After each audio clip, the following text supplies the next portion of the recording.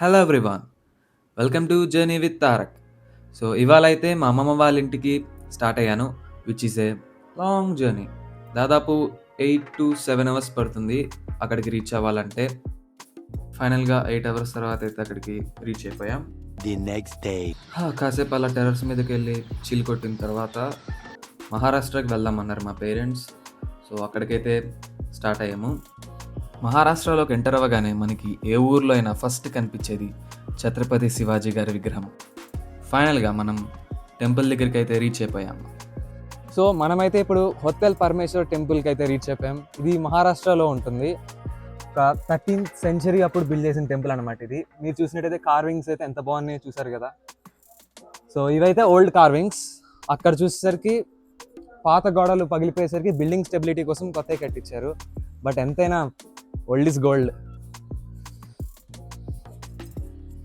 ఈ పాట్ చూసారా, మన యాన్సిస్టర్స్ మనకంటే ఎంతో అడ్వాన్స్డ్.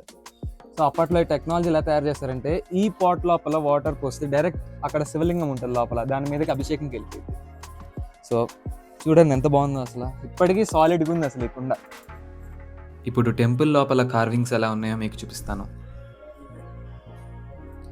అసలు ఆ డీటెయిలింగ్ చూసారా ఎలా ఉందో, లిటరలీ మైండ్ బ్లోయింగ్. అసలు ఎక్స్పెక్ట్ చేయలేదుగా.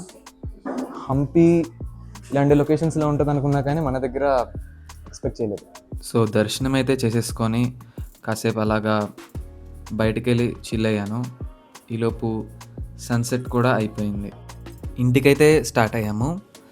బై ద వే మీకు మెన్షన్ చేయలేదనుకుంటాను, మా అమ్మమ్మ వాళ్ళ ఇల్లు మహారాష్ట్ర బార్డర్ దగ్గరే. అందుకని ఒక 40 minutesలో టెంపుల్కి అయితే రీచ్ అవ్వగలిగాం. అండ్ ఈ వీడియో అయితే డే 1లో ఏం జరిగిందో మీకు చూపించాను. నెక్స్ట్ వీడియోలో డే 2లో ఏం జరిగిందో చూపిస్తాను.